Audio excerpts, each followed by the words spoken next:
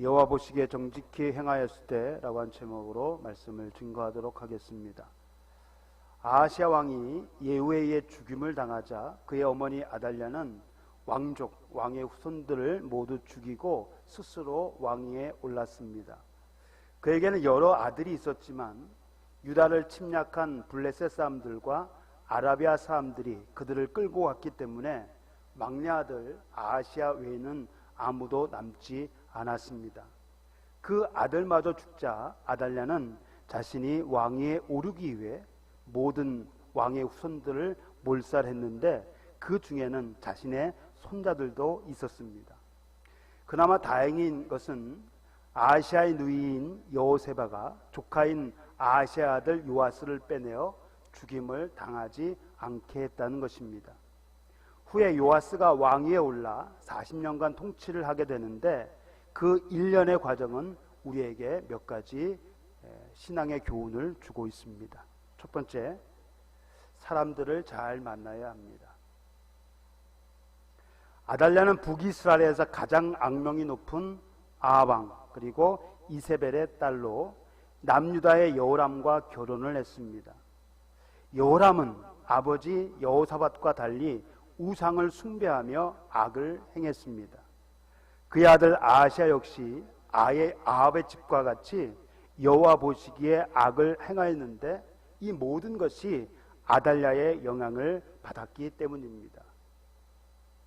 우상을 섬기는 그 악한 여인 이세벨의 딸 아달랴, 여호람이 아달랴와 결혼을 해서 아하시아를 낳는데 여호람이나 아하시아나 모두 이 아달랴의 영향을 받아서 그렇게 악한 길을 걷게 된 것입니다. 아달랴는 제2의 이세벨이라 부를 만큼 어머니 이세벨을 닮은 악한 여인, 성경에는 그를 악한 여인이라고 말하고 있습니다. 이에 하나님께서 그들을 징계하셨는데 여호람은 창자의 중병이 들어 죽었고 아하시아는 왕위에 오른 지 1년 만에 예후에 의해 죽임을 당했습니다. 아달랴 역시 왕위에 오른 지 6년 만에 왕궁에서 피살되었습니다. 이로써 아합 가문의 사람들은 모두 비참하게 생을 마감하게 되었습니다. 아합과 이세벨, 그 북이스라엘의 모든 아합의 가문들이 예후에 의해서 모두 멸망을 당하고 남유다 역시 아달랴, 그와 결혼한 여호람, 그의 아들 아하시아, 모든 사람들이 비참하게 생을 마감하게 되었습니다. 사랑하는 성도 여러분, 우리는 사람을 잘 만나야 합니다. 이는 아무리 강조해도 지나치지가 않는 말입니다. 친구를 잘 만나야 하고 선생을 잘 만나야 하고 지도자를 잘 만나야 합니다. 특히 배우자를 잘 만나야 하는데 이를 위해서는 무엇보다 하나님의 은혜를 구해야 합니다. 먼저 하나님께 기도하라는 것입니다. 당사자는 물론이거니와 부모는 자녀들이 좋은 사람 만날 수 있도록 기도해야 합니다.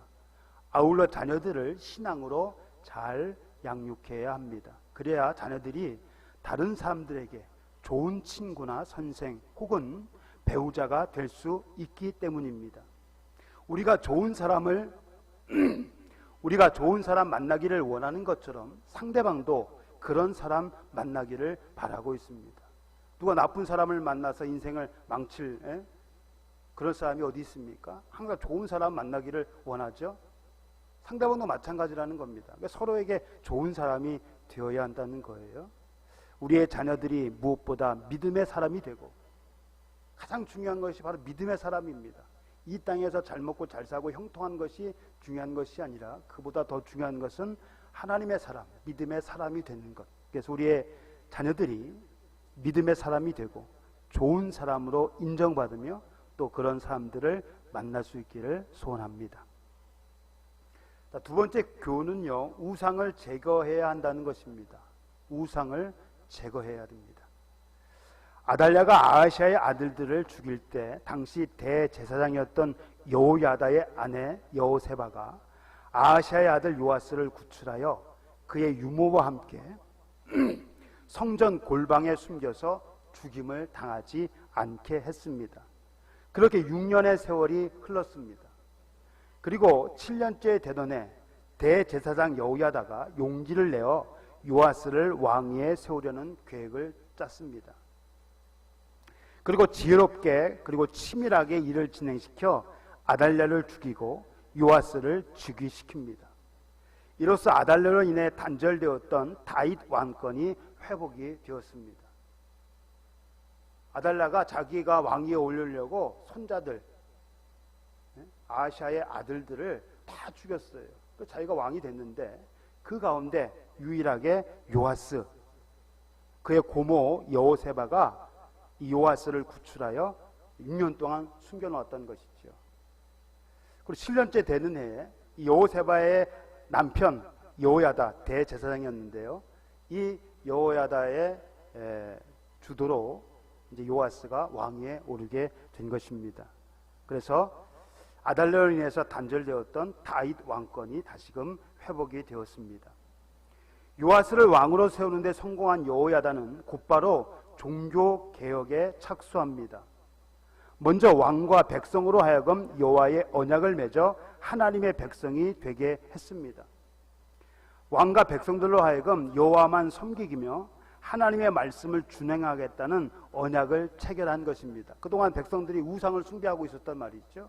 이제 하나님의 백성이 되게 하기 위해서 다시금 하나님과 언약을 맺게 된 것입니다. 그리고 왕과 백성들 사이에도 언약을 맺었습니다. 이는 왕이 하나님의 말씀에 따라 백성을 다스리고 백성들은 왕에게 순종할 것을 서약했다는 의미입니다. 이에 온 백성이 바알의 신전으로 가서 그것을 허물고 그 제단들과 우상을 깨뜨렸으며 그 제단 앞에서 바알의 제사장 맏단을 죽였습니다. 신앙의 회복, 곧 하나님과의 관계 회복은 이렇게 우상을 제거하는 것으로부터 시작이 된 것입니다.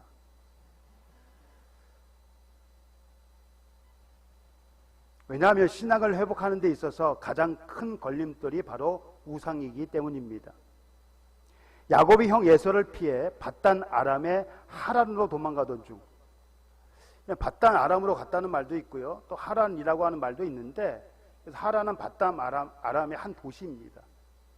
그러니까 밧단 아람은 그 지역 이름이고 하란은 그 지역의 도시인데요. 밧단 아람의 하란으로 도망가던 중 루스라는 곳에서 잠을 자다가 꿈속에서 하나님을 만났습니다. 그리고 꿈에서 깨어서 이렇게 서원을 하죠. 하나님이 나와 함께 계셔서 내가 가는 이 길에서 나를 지키시고 먹을 떡과 입을 옷을 주시어 내가 평안히 아버지 집으로 돌아가게 하시오면 여호와께서 나의 하나님이 되실 것이요 내가 기둥으로 세운 이 돌이 하나님의 집이 될 것이요 하나님께서 내게 주신 모든 것에서 10분의 1을 내가 반드시 하나님께 드리겠나이다. 이렇게 서원을 했습니다. 그곳의 이름을 베델, 하나님의 집이라는 뜻의 베델이라 부르면서 이런 서원을 했어요. 그렇게 하란으로 간 지 20년 후 그는 부자가 되어 가나안 땅으로 돌아왔습니다. 그리고 형과도 화해를 했습니다. 모든 문제가 해결되자 야곱은 20년 전의 서원을 잊어버린 채 세겜이라는 곳에 장막을 치고 그것에 안주해 버렸습니다. 20년 전에 하나님께서 나를 지키시고 보호하시고 다시 이 땅에 돌아오게 하시면 내가 반드시 이 하나님의 집 베델 이곳에서 하나님께 단을 쌓고 그리고 하나님께 11조를 드리겠다. 그렇게 서원을 했는데 모든 것이 다 평안해지니까 해결이 되니까 그 서원을 잊어버리고 세겜이라는 곳에서 안주를 해버렸습니다. 그런데 그곳에서 문제가 발생합니다. 야곱의 딸 디나가 그 땅의 추장인 세겜에게 강간을 당한 것입니다. 이 사건 이후 하나님께서는 야곱에게 베델로 올라가라고 말씀하셨습니다. 그가 서원한 것을 기억해 하신 거예요. 그런데 베델로 가기 전에 야곱이 해야 할 일이 있었습니다. 그것은 바로 신앙의 개혁이자 회복이었는데요. 바로 우상을 제거하는 일입니다. 신앙의 회복을 위해서 제일 먼저 한 것은 바로 우상을 제거하는 일입니다. 야곱의 집은 여호와 하나님을 섬기는 가정이었지요. 그럼에도 불구하고 이방 신상을 가지고 있는 사람들이 있었습니다. 하나님을 섬기는 가정에 이방 신을 섬기는 사람들도 있었다는 거예요.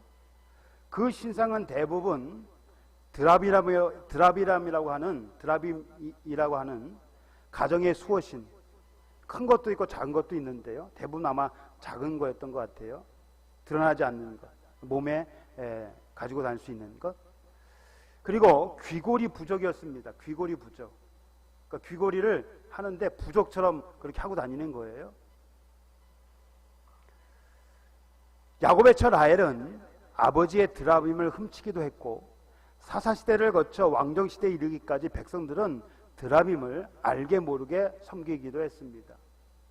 없어지지 않고요. 계속해서 이 드라빔을 이어진 거예요. 가정의 수호신으로 드라빔을 사람들이 가지고 있었다는 것이죠. 하나님의 백성임에도 불구하고 이 드라빔을 가지고 있었습니다. 이런 지경에 이르게 된 데에는 여러 가지 이유가 있겠지만 무엇보다 가장 큰 이유는 야곱의 안일한 신앙 태도에 있었습니다. 그동안 야곱은 어려움 속에서 살다가 모든 문제가 해결된 이후 몇 년 동안 평안한 생활을 하게 되었습니다. 그러다 보니 신앙이 소홀해졌고 우상을 가지고 있는 사람들이 있다는 것을 알면서도 아무런 조치를 취하지 않았습니다. 그러다가 디나 사건으로 큰 시련을 맞게 되자 그때 비로소 하나님께서 벨의 소원을 기억하게 하셨고 다시금 하나님께로 돌아가기 위해서 이제 우상을 제거하게 된 것입니다. 디나 사건이 하나의 계기가 된 것이죠.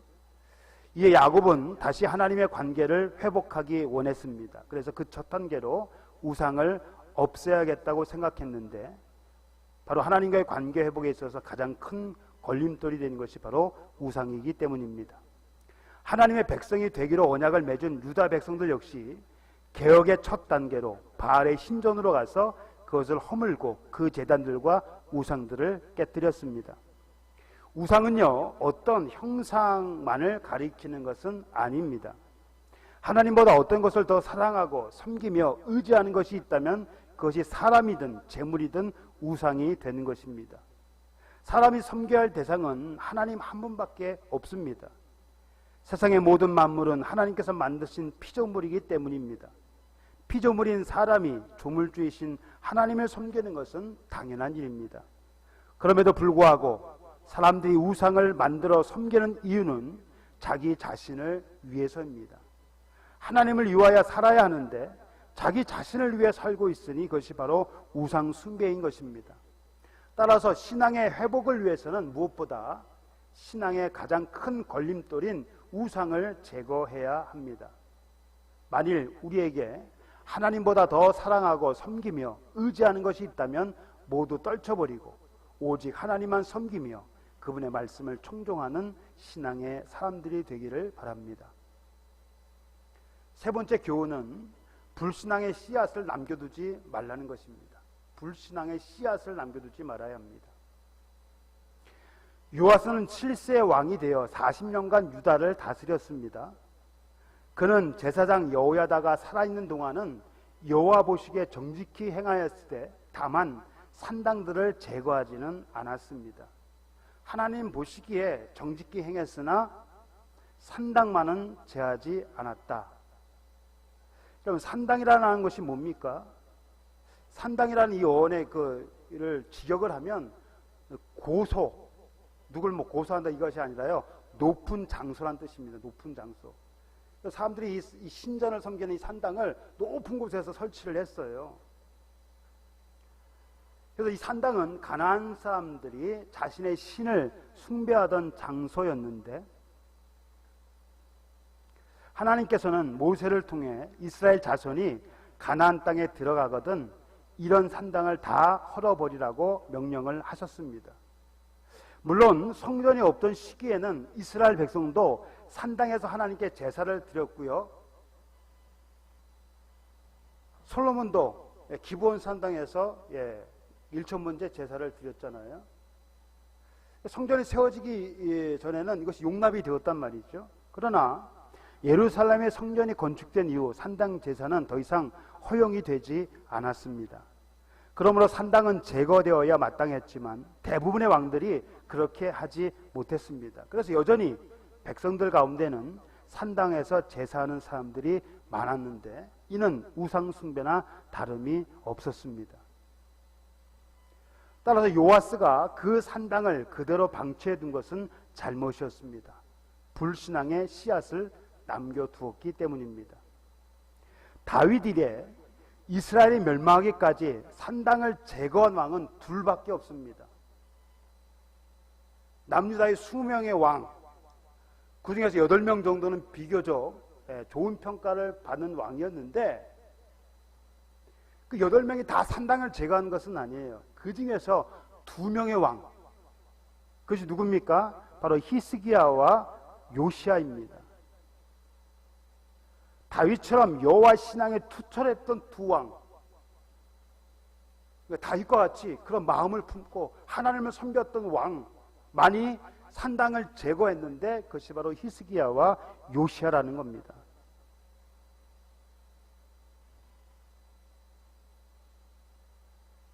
물론 산당을 없앤다고 우상 숭배가 완전히 사라지는 것도 아니고 사라지지도 않습니다. 므낫세 누굽니까? 히스기야의 아들이에요. 히스기야는 산당들을 없앴어요. 불신앙의 씨앗, 불신앙의 그 씨앗을 제거했습니다. 그런데 므낫세는 이 아버지 히스기야가 헐어버린 산당을 다시 건축하여 우상 숭배에 앞장을 섰습니다. 그러니까 불신앙의 씨앗을 다 없애버린다고 해서 완전히 사라지는 것은 아닙니다.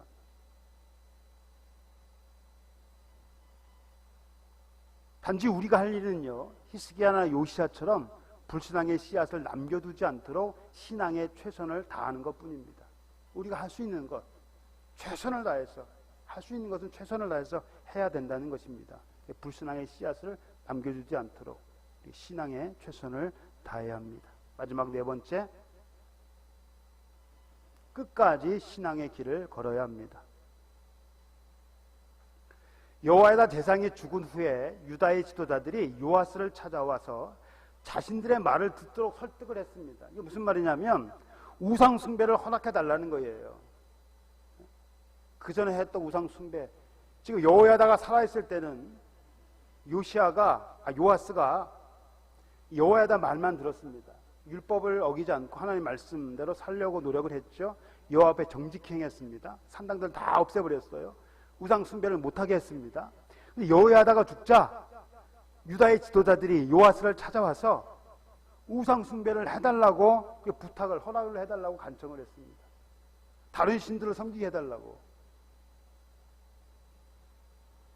근데 요아스는요, 그들의 말을 듣고 우상 숭배를 허락했을 뿐만 아니라 자신도 우상 숭배에 빠지고 말았습니다. 또다시 하나님과 멀어지게 된 것입니다. 하나님께서는 유다 백성들을 다시 하나님께로 돌아오게 하시려고 선지자들을 보냈습니다. 선지자들을 보내가지고 다시 돌아와라, 하나님께로 돌아와라, 그렇게 하나님의 말씀을 전하게 했습니다.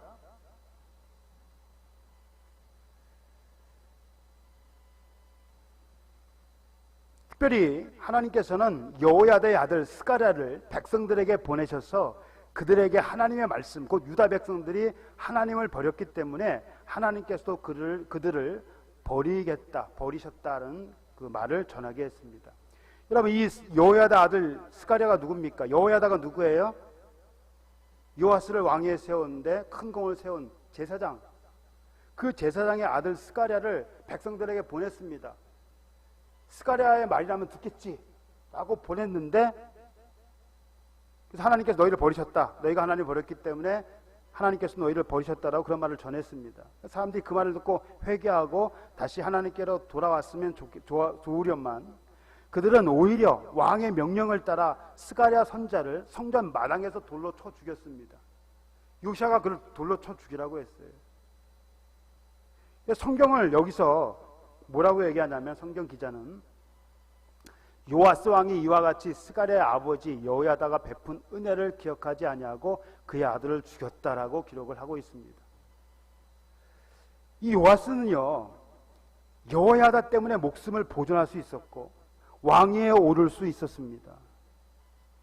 그가 왕이 된 것은 여호야다 때문에, 고모부예요. 고모부 때문이에요. 그런데 그 고모부의 자신에게 베푼 은혜를 잊어버리고 그의 아들을 죽였다는 겁니다. 그것도 잘못한 것이 아니에요. 하나님의 말씀을 전한 스가랴 선지자를 죽였습니다.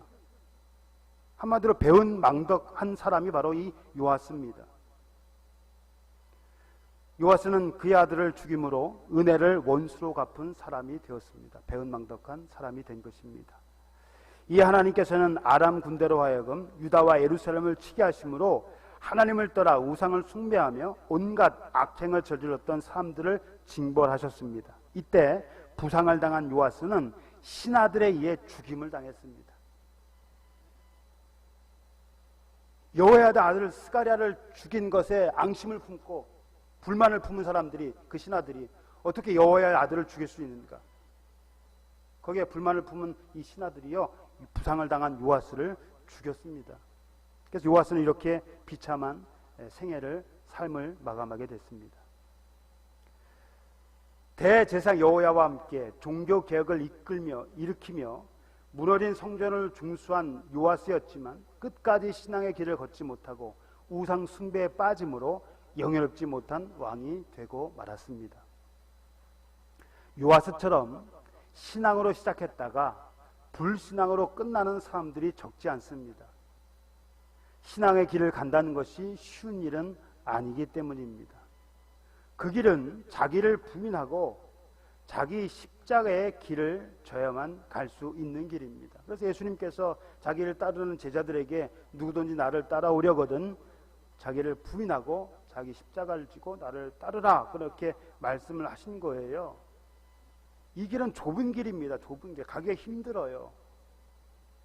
무엇을 얻기보다는 가진 것도 내려놓아야 갈 수 있는 길, 그리고 끝까지 인내해야만 갈 수 있는 길입니다. 그러니까 많은 사람들이 이 길을 가다가 힘들다고 어렵다고 포기를 하게 되는 것이죠.